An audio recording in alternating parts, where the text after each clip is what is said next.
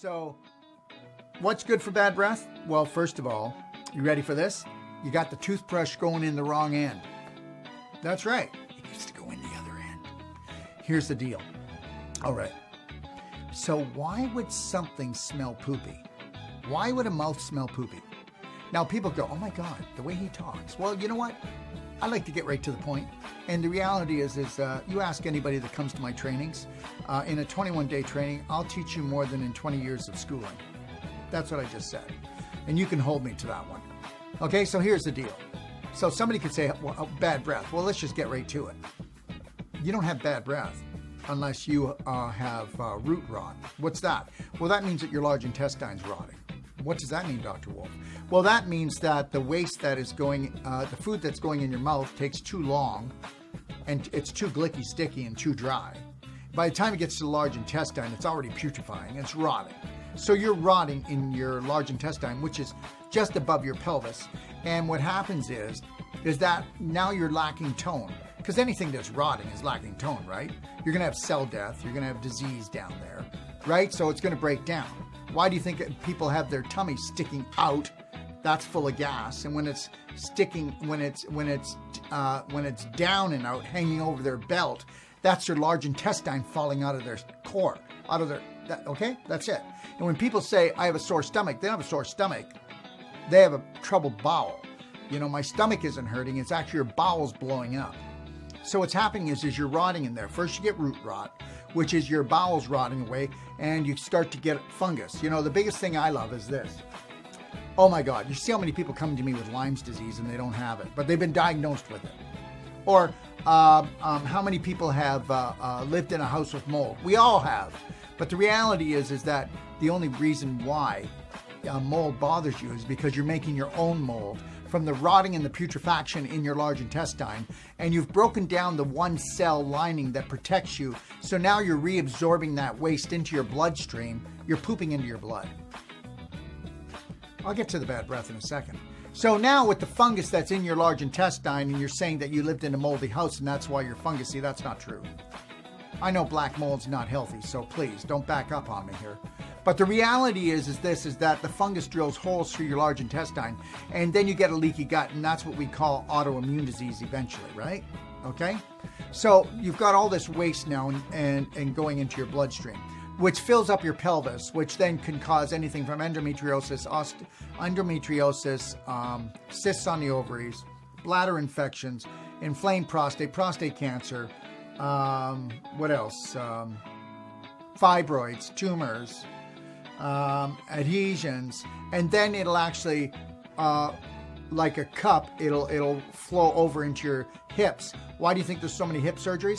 Not because of car accidents, sports, and it can be, but most of them are just because you're so infected and you filled yourself up with poo particles and poison in your pelvis. Oh, and if there's any doctor there or any naturopath or anybody out there that wants to debate me, just let me know and we'll do a live show together, okay? So understand something, all you naysayers, or the first time you hear my information, go do your research. Like, go watch How to Become Number One at the Art of Number Two, and then come on and debate me and challenge me, okay?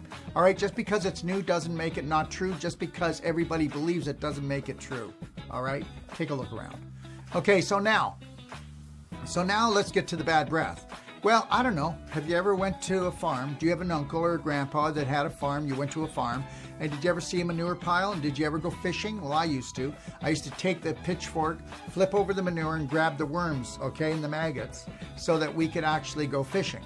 That's right. That's where you're going to find them. That's where worms, that's where mold, that's where bad bacteria, okay, that's where a lot of viruses are created, the more putrefactive you are. And understand, let me just make this really clear. If it wasn't for viruses, we'd be dead. Viruses keep us alive. So you go ahead and try to get rid of viruses, and you're going to get rid of you. There, let's get back to bacteria. So now what happens is, the more stagnation, the more putrefaction, the more rotting you have. Oh my gosh, what happened when you flipped the manure over? What happened when you walked into a barn and there's cattle, or there was pigs, or there was chickens, lots of them. And it was a hot summer day, because it's hot in that colon. It was a hot summer day. took your breath away. So that's what it's doing. So the reality is this. Hot air rises. You ever see a hot air balloon? That's how they get up in the sky. Did you ever see a tummy that's sticking out? That's called a hot air balloon. And that's endotoxin coming off of the endobacterium, which is the bad bacteria that are rotting in your large intestine. So if it's true that I'm right about this, that hot air rises and your mouth to your rectum is one long tube, do you think that gas from your bum wouldn't go to your mouth? What do you think bad breath is? Oh, you wake up in the morning, it's Saturday morning, you want to have a beautiful day, and you roll over to kiss your partner, and your partner goes, oh my God, please, just please, brush your teeth first. Please, I think you're going to peel the skin off my face. It's not something you ate yesterday. It's something you ate a week ago, a month ago, maybe even a year ago that's rotting down there. And understand something, if you've got bad breath, then you're already sick. What? If you've got bad breath, then you're sick already. If you have bad breath, then you're rotting in your main part of your immune system called your large intestine. That's right. And that's why people will start to do our cleansing and they'll say, oh, I got my bad breath, my pits smell a little bit. But that'll all go away. My God, if you didn't stink, you wouldn't know you were rotting. I don't want to smell. Don't try to mask it with perfume. Don't try to mask it with antiperspirants because you're just masking the disease. So what's good for bad breath? That's what's good for bad breath, right? Let's get the cork out of our bum. Let's clean out the filter, being the liver. I just mentioned the products. And let's get on the perfect day diet and start eating more fresh and raw. Getting more fiber down there, fiber with life. Because fiber acts as a scrub brush. It has enzymes in it. And by the time it gets to the large intestine, it becomes what? Sauerkraut. And we know that's good for creating good bacteria too, right? Yes or not. And then I'm going to let this go, but I hope I taught you something. When somebody, excuse the expression, farts, and you can smell it, you're actually taking poop particles into your nose. You're breathing them in.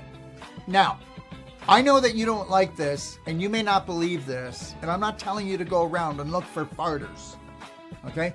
But that's actually building your immune system. What? Oh yeah, it's building your immune system. The same that viruses build our immune system. Without some bad bacteria, without some viruses, and you're only going to have some viruses if you eat healthy and think healthy and drink healthy and focus on being healthy. And that's not being the majority. And it's not, I've got a good diet. But thank you very much. Compared to what? Okay? Anyways, that's a good start for you.